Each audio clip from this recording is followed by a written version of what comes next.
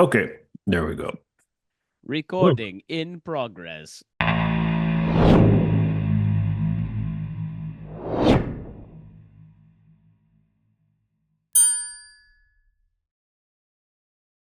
I'm Rick Schroeder, and I want to know why this man is president.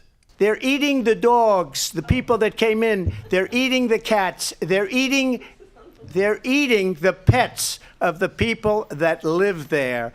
In the days leading up to the election, one of the top searches on social media was, is Joe Biden still running for president?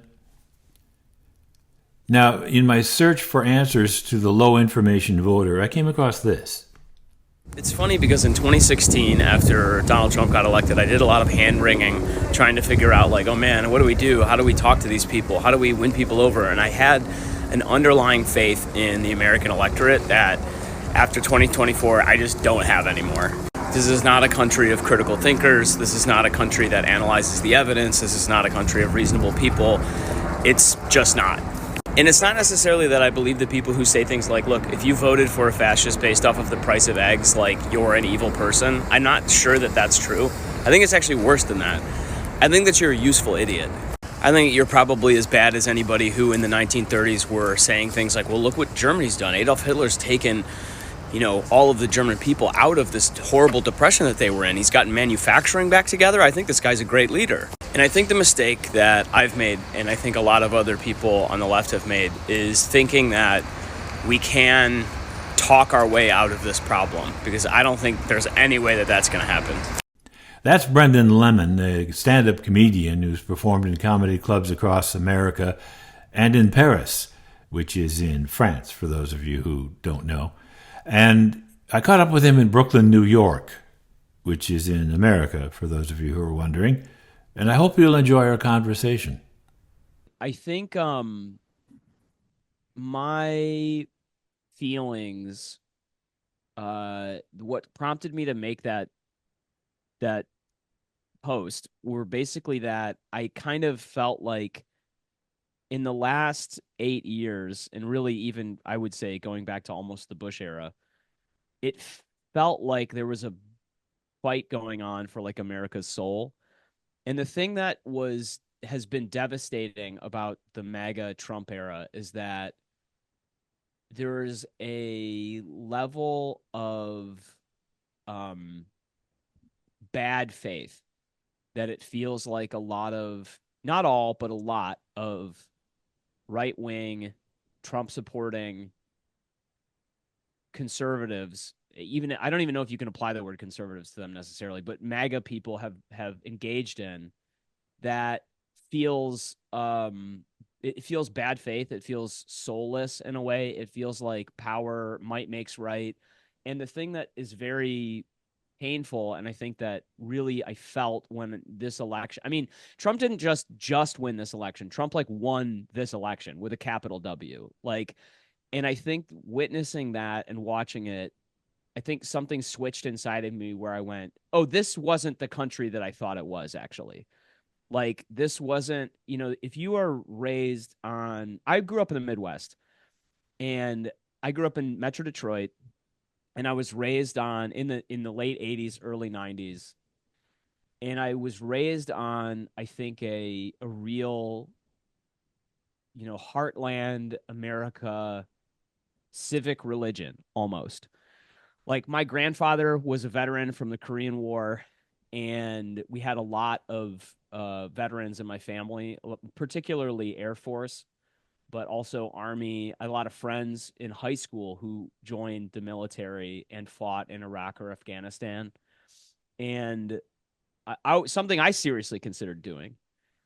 And if you were raised on those values, things like truth, things like, you treat everybody equally, MLK, the civil rights movement, America stands for a series of values that it is displaying to the rest of the world. And it's not just productivity, growth, making money. It's like industriousness, positivity, faith in, in a certain type of human spirit.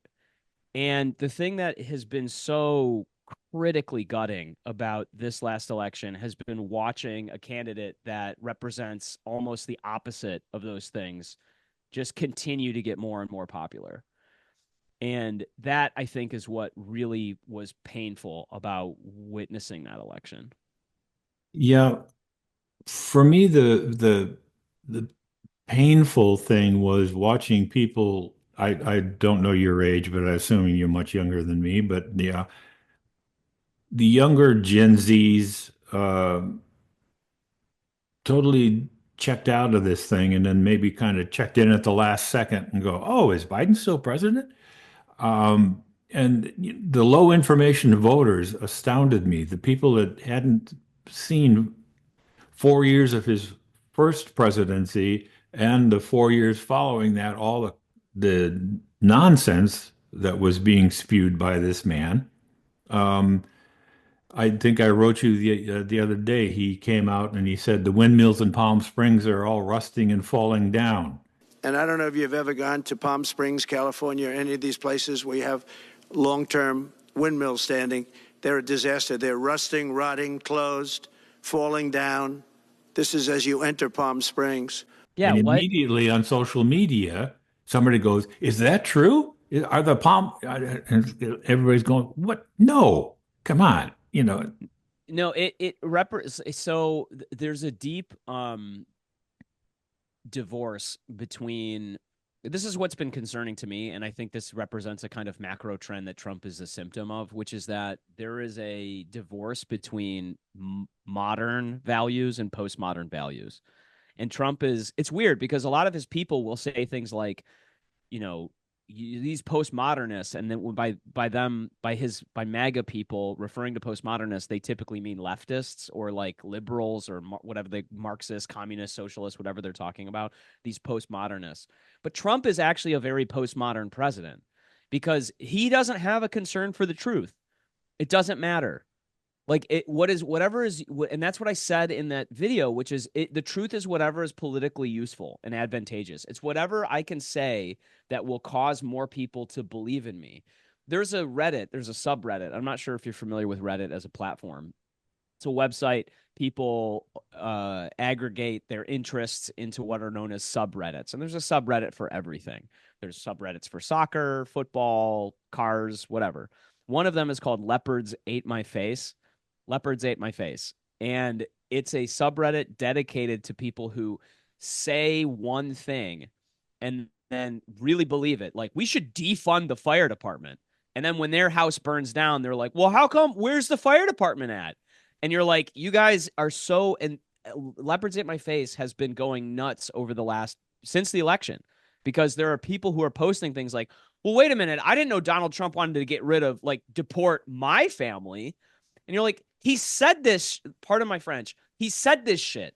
Like, you didn't listen to him. And it's crazy because the people who this is not true with all of them, but a lot of them, and like especially low information voters, as you described, are people who hear what they want to hear. And he'll say 3 or 4 or 5 things. It's almost like Big Brother in 1984. Like, he will say more than one thing that self-contradicting, because you can find whatever you want in it.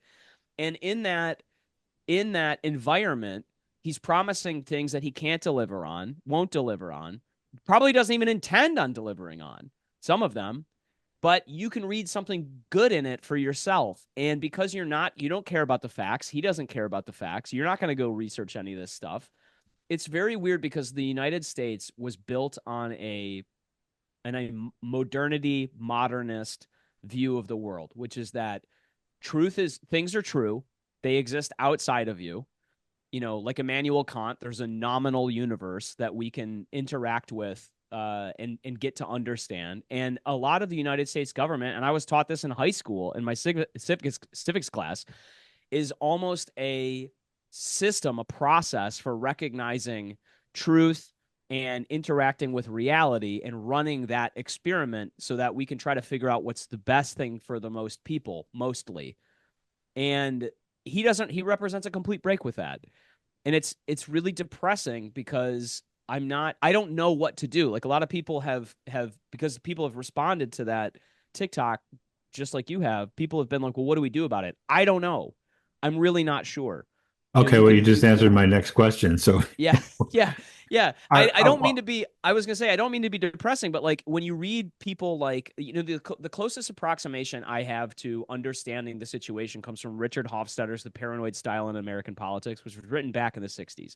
He was talking about Barry Goldwater conservatism at the time, and the concept of paranoid style. And I'm sorry, I'm ranting. I promise I will. I will stop keep in a minute, going. Rick. We got time. We got Okay, time. but like the thing he was addressing was this exact like concept that was occurring with Barry Goldwater conservatives, a populist movement in the 1960s. Barry Goldwater kicked off, for those younger people listening to this who don't quite understand, Barry Goldwater kicked off the modern conservative movement. Even Hofstadter in his book says, what do we do to stop this type of paranoia? I guess we have to, have better institutions that people are involved in, that feel included in. We have to have better critical thinking skills. Neither of those things is going to happen. Neither of those things is politically advantageous to the group of conservatives that have seized and are now going to be in power in the United States. None of those things are advantageous to them. It is not advantageous for you to understand the truth. It's not advantageous for you to have a good sense of stability. That's not what's helpful. What's helpful is for you to feel overwhelmed, concerned, worried, and then you just want a strong man to make you feel safe. And I feel like that is the position that a lot of people in Trump's base have found themselves in, and are why they're supporting him. Here in California now, right now, as an example, the wildfires. Yeah. Biden was here yesterday. He goes to Santa Monica. He meets with firefighters. He tells Newsom, "You got whatever you need. Just Yep. tell me what you need. You got it." Trump, it's all Newsom's fault. He didn't sign a water waiver, and the pumps were running dry, and there's no water coming from the showers, and yeah, and he's off on this rant like it's one guy's fault that a 100-mile-an-hour windstorm came down and decimated Southern California, and it's all Newsom's fault because he didn't sign a water waiver to save a worthless smelt fish. And this is, you know, this is just batshit crazy. I'm sorry, but it's Do nuts. you I'm interested. So one of the reasons I wanted to talk to you as well was because I wanted to ask you that in your life, and in your career, have you witnessed another time or another figure in American politics that's been so petty or vindictive or polarizing as Donald Trump has been? I thought Nixon was it, but it's no comparison to what Trump has done. I mean, this Yeah. cult following that he has now that just, and that was a question I was going to ask you, that do we get these people back or are they just gone? Do we You just know, write them off and move on, or is this possible to bring them back to reality, so to speak? there is a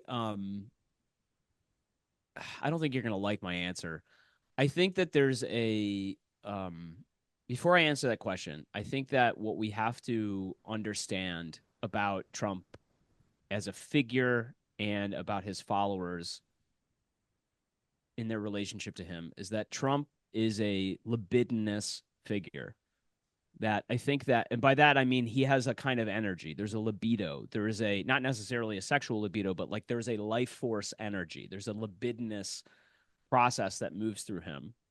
And a lot of the people who are attracted to him, I think, are attracted to that libidinous process, that machismo, that like feeling of people sometimes on the left are like, dude, he's like Hitler. I don't think he's actually like Hitler. I think he's a lot more like Mussolini. Yeah, Like I think that yeah, he's me too. he's Yeah. a Il Duce kind of like figure. And I think that he is, there's something about that they are very attracted to. And the this election, I think the results of this felt so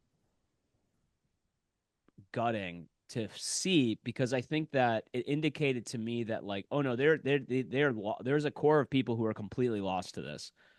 And there's a second group of people who I thought would have recognized very strongly from his original 4 years and the way he's carried on during Biden's term that This dude is bad news for them, un-American, doesn't care about them, says he does, but they're like a battered spouse who I think wants to go back to this guy because they feel like it's safer somehow inside the house than outside of it. And the just to extend this, there's a documentary made by Adam Curtis, who's a BBC documentarian, and uh it's called The Living Dead, and it's about the Second World War and the outcomes from the Second World War. It's a very interesting documentary, very serious, heavy documentary. And at parts of this, he interviews and talks to people who were involved with the National Socialist movement. And sometimes he talks to people who were involved with the fascisti movement in Italy. And when they talk about it, their faces and their body language just opens up in a way that they are clearly like they were taken by this movement, and that led to absolutely horrific outcomes. You know, the world had to stomp this out because there were such terrible things that these people did. But the feeling of being alive that they had is what they were attracted to. And I think that Donald Trump inspires in a similar kind of way this type of libidinous life energy inside of people. And it's sad because it's towards causes that I think will ultimately be as devastating as those movements. I mean, hopefully he's bound by a constitutional single term left. You know, hopefully the people who are enabling of him in the Republican Party come to their senses. I mean, they already have been in the sense that they did not want Matt Gaetz to become, Yeah, you that was know, a bridge too far, I think, for him. woo. I mean, he Yeah, wanted Gates to become the head of the Justice Department. I yeah. mean, this is a guy who's gonna go to jail for trafficking of underage people, and the thing that's insane to me, Rick, is that that is the issue sine qua non. That is the corest of core issues to them, is this idea of protecting children. And the guy who Donald Trump wants to get into the Justice Department is a dude who is the one of these people perpetrating effectively crimes against underage people.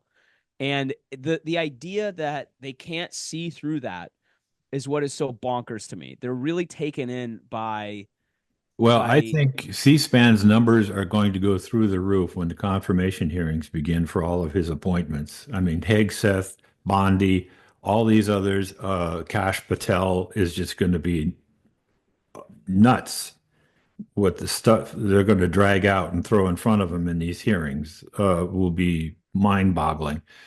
And from my point of view, being in media as long as I've had, I've never seen media so weak-kneed as it is right now yeah. Why do you think that is?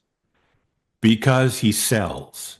He's Okay. great for ratings. Hey, Yep. he's going to open his mouth and utter something really insane today, and we can just splash this all over the front tonight because we got nothing else to lead with. We don't talk about the planes that land. We don't Yep. talk about the houses that didn't burn down.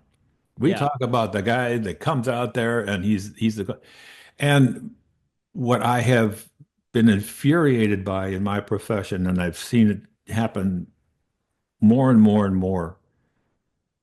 You go to a press conference and you and I are at this press conference. You say it's raining outside, and I say, no, it's sunny. And they're going to say, Brendan says it's raining and he says it's sunny. No, you don't report that. You report what it actually is. Yeah. Yeah. Yeah. There are not two sides to a lie.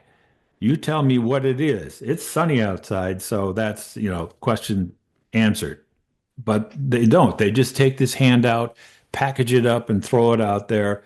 And supposedly, we're going to let the voter decide who's putting out the truth and who isn't. And the Democrats, I fault for being just, again, weak-kneed and always getting wonky in how they answer questions. Well, Yeah. inflation is Yeah. down Yeah. 3.4%. That's fine, but I can't afford to buy anything at the grocery store. So tell me how you're Yep. going to fix that.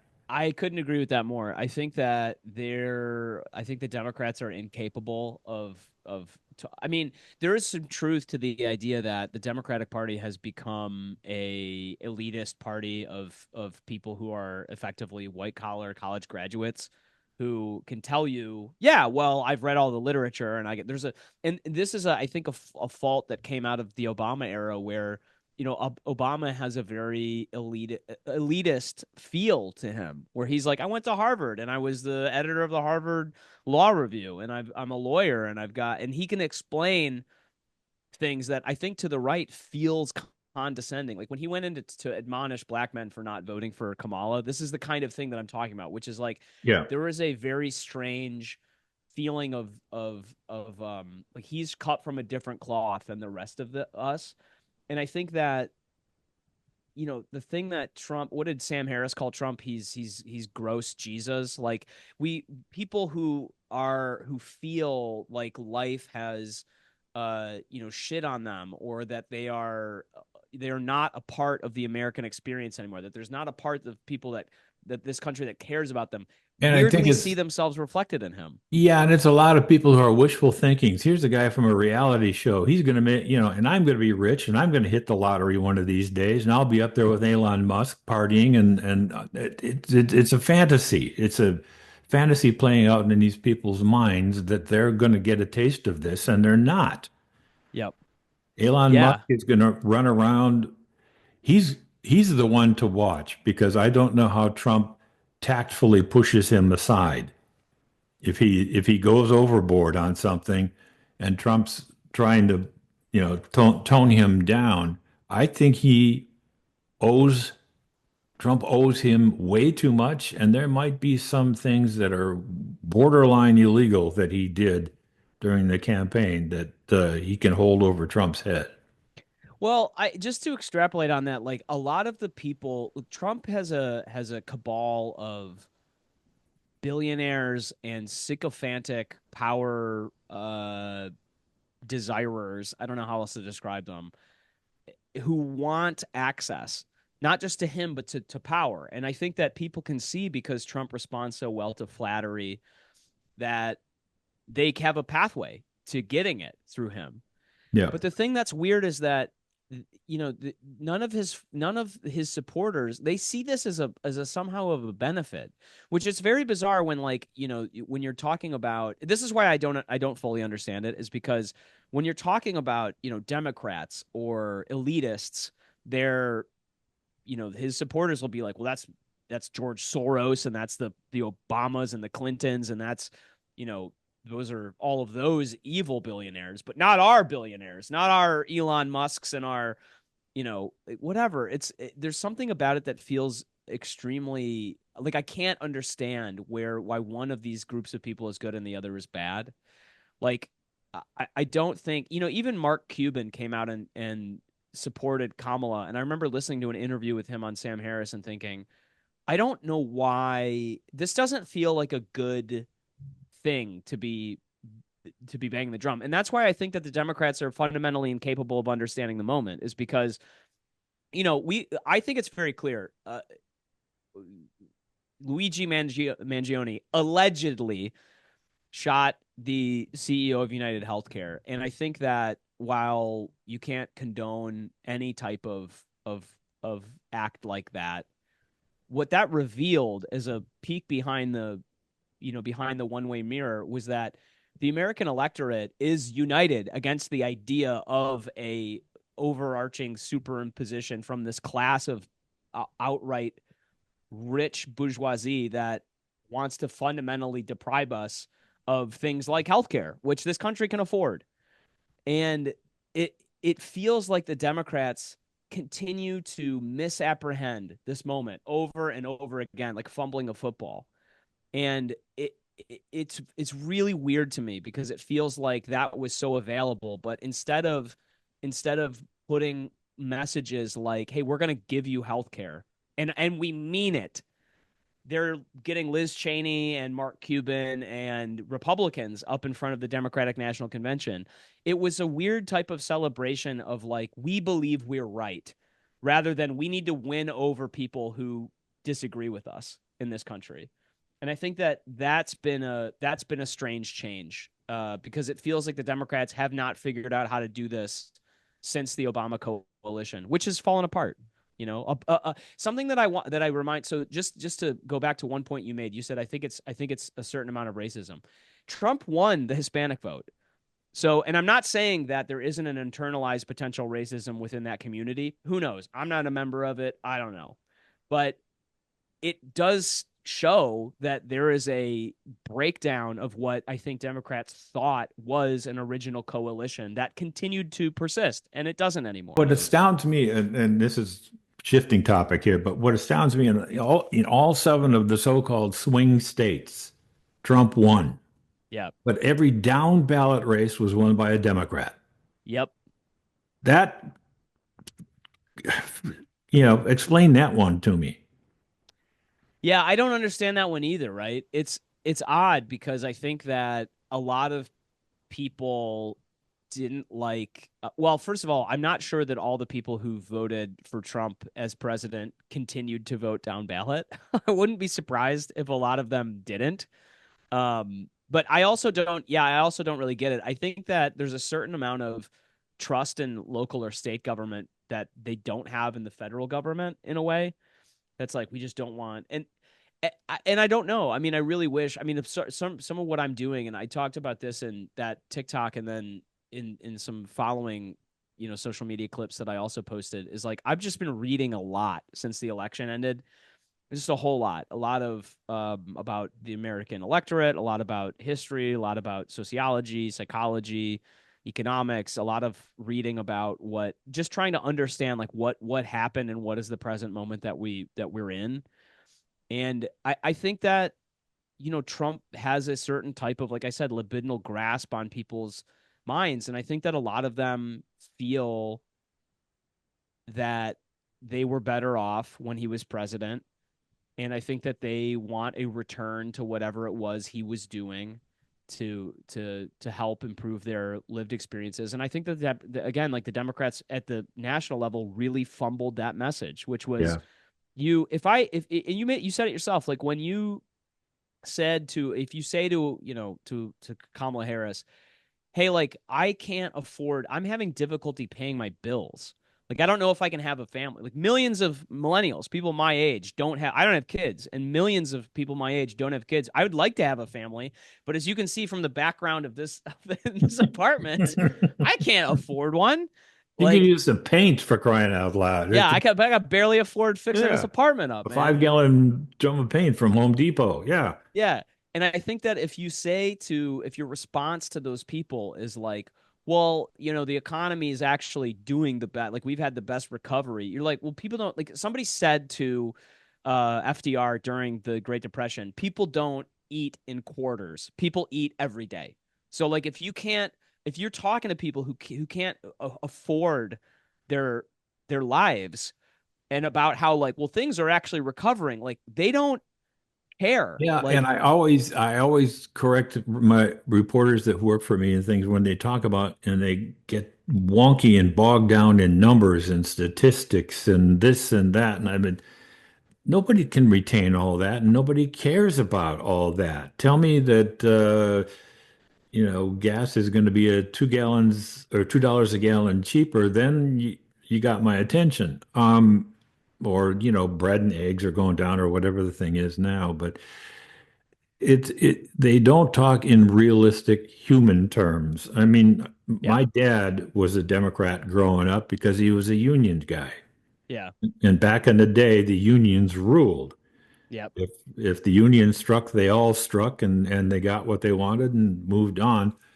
But they had the middle income people solidly behind them. I grew up in Wisconsin, so yeah, we were, a strong, solid Democratic state. Everything from top to bottom. You couldn't get a Republican elected to anything in that state back then because Democrats controlled it all. yeah, Now it's totally reversed. You got a Democratic governor, but everything down ballot from that is Republican.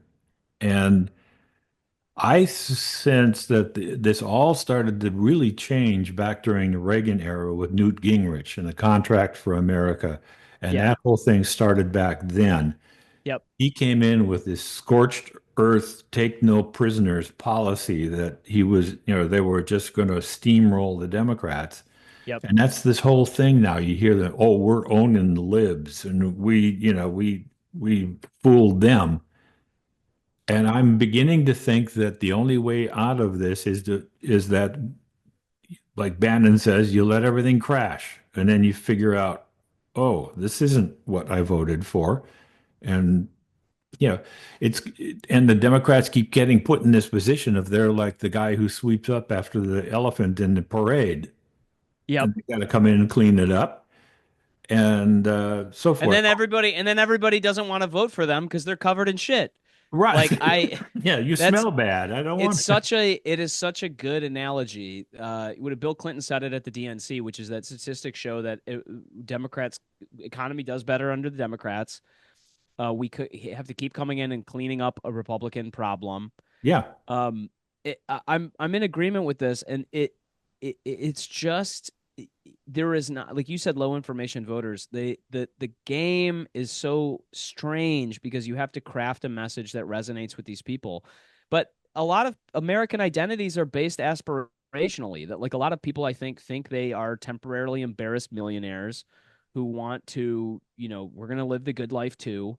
And there's a real this is why this Luigi Mangione thing has been so frightening, I think, to a class of bourgeoisie people, which is like it actually exposed that there's a reticent class solidarity that's prepared to be, to become materialized in the United States. And that's the first time in my life I've ever seen anything that broke through the noise that directly, which is like Ben Shapiro, this was on the front page of Reddit after this happened. Ben Shapiro, who's, a scion of the right, on the Daily Wire, had something where he was really talking and condemning Luigi Mangione and all this stuff.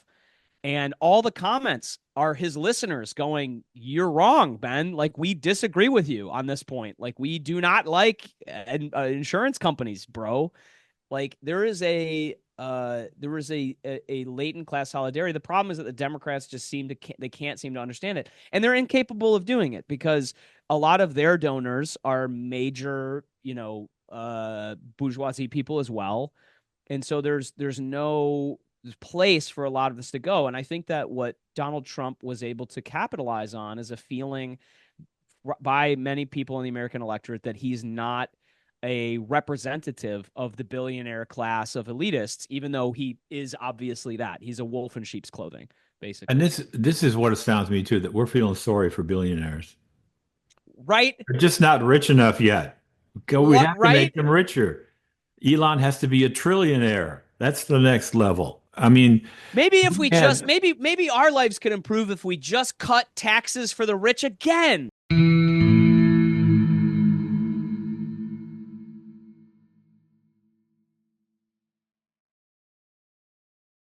Somebody, when I was over there, they were like, "Brendon, you got to go see German stand-up comedy."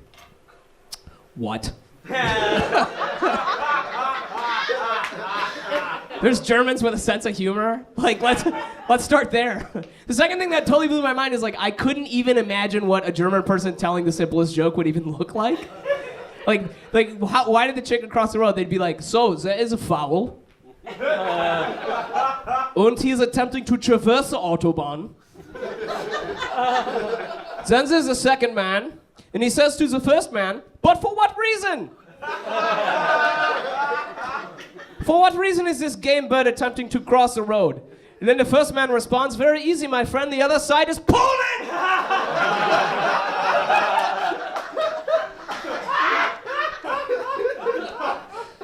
So ridiculous. Or like a knock-knock joke.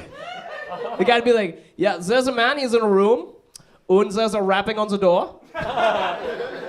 He says, "But who goes there?" The answer comes, "The SS." He goes, "The SS who?" "The answer questions!" It's not even clever. It's not even a clever joke.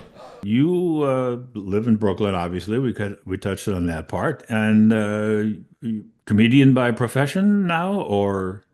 Yeah, I don't pay my bills with comedy right now.